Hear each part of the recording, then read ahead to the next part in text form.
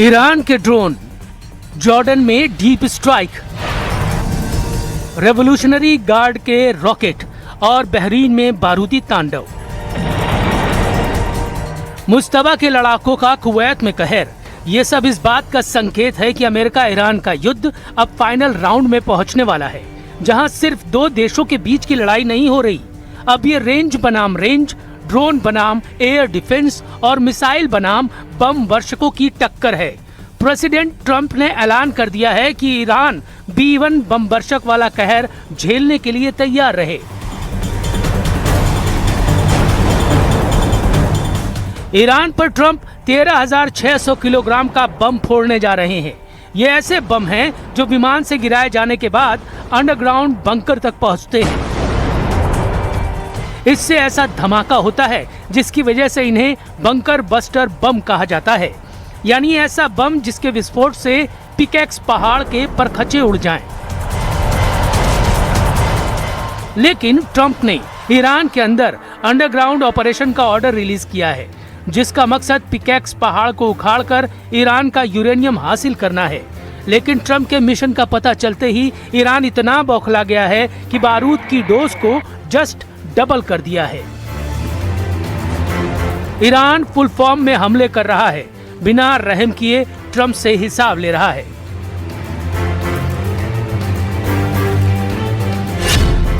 Iran मिसाइलों से पीट रहा है, जॉर्डन बचाओ बचाओ चीख रहा है। ईरान ड्रोन बमों की बौछार कर रहा है, बहरीन रहम रहम गिड़गिड़ा रहा है।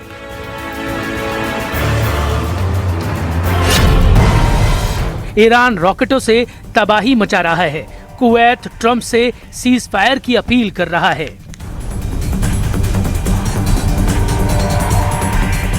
ईरान के जितने दुश्मन हैं, सब सरेंडर मोड में आ चुके हैं। इजराइल तक युद्ध से साइड लेकर एक किनारे खड़ा है।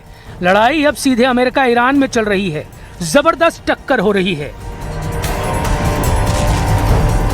अमेरिका रात भर बमबारी करता है, सुबह की पहली रोशनी से ईरान जवाब देना शुरू करता है।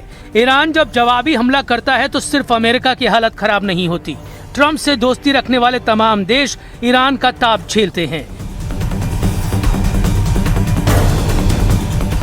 ईरान पर अमेरिका के जितने बम गिरे हैं, ऐसे हर धमाके ने अब खाड़ी देशों के मिसाइल डिफेंस सिस्टम का पुर्जा ढीला कर दिया है। ओमान से कुवैत तक, बहरीन से सऊदी अरब तक हर मिसाइल हमले ने ट्रंप को ईरान पर नया प्लान बनाने पर मजबूर कर दिया है। यही वजह है कि ट्रंप ने ईरान को घेरने के लिए अब अपने सबसे विनाशकारी हथियार को उड़ाना शुरू कर दिया है। ब्रिटेन के RAF फेयरफोर्ड एयरबेस से अमेरिकी B-1 स्ट्रेटेजिक बॉम्बर उड़ान भरते देखे गए हैं। ट्रंप के ईरान के पिकैक्स माउंटेन को निशाना बनाने की धमकी के बाद ब्रिटेन के RAF फेयरफोर्ड एयरबेस पर हलचल तेज हो चुकी है और अमेरिकी B-1 स्ट्रेटेजिक बॉम्बर के उड़ान भरने की तस्वीरें वायरल होनी शुरू हो गई हैं। CNN की रिपोर्ट के मुताबिक अमेरिका यूरोप में तैनात अपने F-16 और F-35 लड़ाकू विमानों को भी पश्चिम एशिया में भेजने का प्लान बना चुका है। इसके साथ ही एयर टू एयर रिफ्यूलिंग विमान भी ईरान के आसपास भेजे जा सकते हैं। इस बीच इजराइल का बेन गुरियन इंटरनेशनल एयरपोर्ट भी एक मिलिट्री बेस बन चुका है। यहाँ पहले भी अमेरिकी सेना के जंगी हथियार तैनात रहे हैं, लेकिन अब तो इनके वीडियो खुद अमेरिकी मीडिया जारी कर रहा है। इसकी वजह ट्रंप पहले ही साफ कर चुके हैं। ट्रंप तब तक ईरान को बम से मारेंगे जब तक वो उनकी शर्तों पर सरेंडर नहीं करता। Mr. President, there are no signs that Iran is ready to stop fighting. So what is the plan? Is the plan to just keep bombing until they give up? There are no signs. What do you know something that I don't know? So talks are do you know still something possible? that I don't know? Do you know something I don't know? Well, tell us. I will tell you. They want to desperately meet, and until they're ready to meet in a meaningful way, we have no interest in even. Trump अगर बमों के जोर से Iran का surrender चाहते हैं तो supreme leader Mushtaba उनके मंसूबे पूरे नहीं होने देने की गारंटी ले रहे हैं। अमेरिका को रोकने के लिए अब ईरान ने बॉर्डर के इलाकों को पुख्ता सिक्योरिटी जोन बनाना शुरू कर दिया है। ईरान के दक्षिण में बंदर अब्बास, जास्क और सिरिक में अमेरिका ने भयानक हमला किया, तो ईरान के पश्चिम में खुजेस्तान के अहवाज, महशहर, बंदर इमाम और आबादान में हवाई हमले कर रहे हैं। इसके अलावा तबरीज में अमेरिका ने तबाही मचाई है, लेकिन अब रेवोल्यूशनरी गार्ड इन्हीं वॉर जोन को अमेरिकी मिसाइलों और जेटों का कब्रगाह बनाने की तैयारी कर रहे हैं।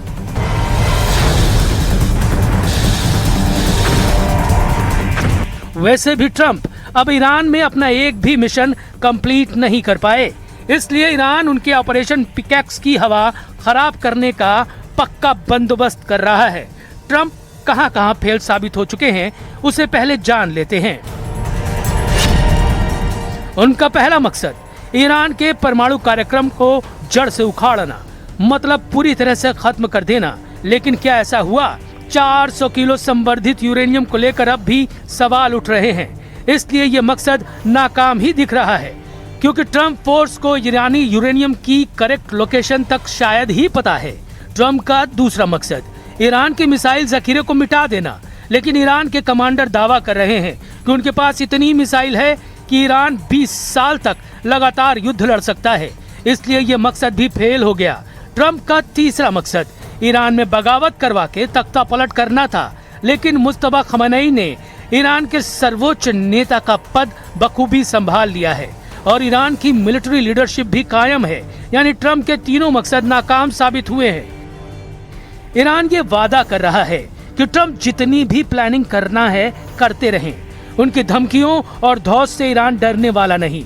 ट्रंप को अगर ईरान में कुछ हासिल होगा तो वो हार है।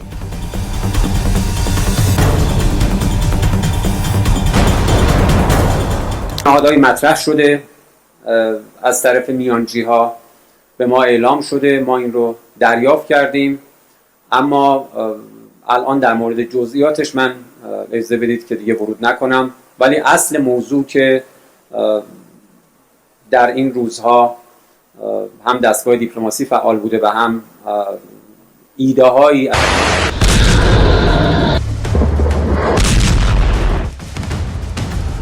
ईरान की air power super active mode में है। ईरान की मिसाइल साइट पर लगातार काम चल रहा है, मतलब मुस्तफा के लड़ाकों के पास हथियारों की कोई कमी नहीं। वहीं ट्रंप का वॉर बजट इतना बढ़ चुका है कि उनकी हालत खराब है। अमेरिकी रक्षा मंत्री पीट हेगसेथ ने कहा कि ईरान में अमेरिका के युद्ध का खर्च अब तक 37.5 अरब डॉलर पहुंच चुका है। ट्रंप युद्ध के लिए तुरंत फंड की भी मांग कर रहे हैं, लेकिन अमेरिकी सांसदों ने इसका विरोध किया है। ट्रंप ने जून 2025 में कांग्रेस से करीब 87.6 अरब डॉलर फंड रिलीज करने की डिमांड रखी है। मतलब 37.5 अरब डॉलर फूंक चुके ट्रंप ईरान युद्ध में अभी दोगुना खजाना लुटाने का रिस्क लेने जा रहे हैं।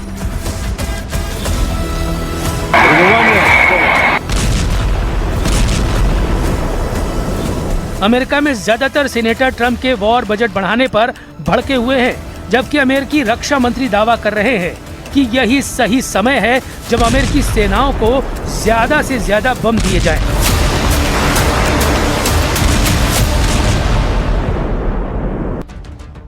ईरान के परमाणु कार्यक्रम को खत्म करने पर अड़ा अमेरिका अब सऊदी अरब को एटमी पावर बनाना चाहता है। ट्रंप ने सऊदी अरब के साथ परमाणु समझौते को औपचारिक रूप से मंजूरी दे दी है। ये डील हुई तो सऊदी अरब को अमेरिका से मिलेगा एक सिविलियन न्यूक्लियर प्रोग्राम और फिर सऊदी अरब यूरेनियम संवर्धन भी कर पाएगा। ये डील अरबों डॉलर की हो सकती है। इस पैकेज में 123 एग्रीमेंट शामिल है। यह समझौता एक तरह से वो नियम है जिसके तहत दूसरे देशों के साथ अमेरिका न्यूक्लियर डील करता है। यूरेनियम संवर्धन वो प्रक्रिया है जो 90% तक की जाए तो परमाणु बम भी बनाया जा सकता है। 123 एग्रीमेंट अमेरिकी एटॉमिक एनर्जी एक्ट 1954 की धारा 123 के तहत होने वाला परमाणु सहयोग समझौता है। इसके जरिए अमेरिका किसी दूसरे देश के साथ सिविल न्यूक्लियर टेक्नोलॉजी, ईंधन और तकनीकी सहयोग कर सकता है, लेकिन आमतौर पर ऐसे समझौतों में यह शर्त होती है कि दूसरा देश परमाणु हथियार बनाने की कोशिश नहीं करेगा। लेकिन सऊदी अरब के क्राउन प्रिंस सलमान 8 साल पहले ही अपने इरादे जाहिर कर चुके हैं। मोहम्मद बिन सलमान ने 2018 में एक बयान में कह रखा है कि अगर ईरान ने एटम बम बनाया तो सऊदी अरब भी एटम बम बनाएगा। शायद ट्रंप के लिए भी ईरान के परमाणु हथियारों की काट प्रिंस सलमान को साधने में दिख रही है। इसलिए खाड़ी में नया परमाणु पावर बनाकर वो ईरानी खतरे को बैलेंस करना चाहते हैं, लेकिन अभी ये बहुत दूर की बात है। अभी तो आलम ये है कि ईरान खाड़ी देशों को अपने इशारे पर नचा रहा है। ईरान जिसे चाहता है उसे मिसाइल से फोड़ दे रहा है।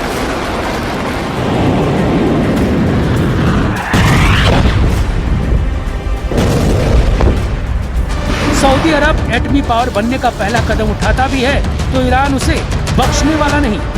दोनों मुल्कों की पुश्तैनी दुश्मनी का ये राउंड सबसे खौफनाक होगा, क्योंकि ईरान के पास युद्ध में एक तरफा बढ़त है तो सऊदी अरब के पास ट्रंप का फुल बैकअप, यानी अरब वर्ल्ड का युद्ध भी जबरदस्त और विनाशकारी साबित हो सकता है।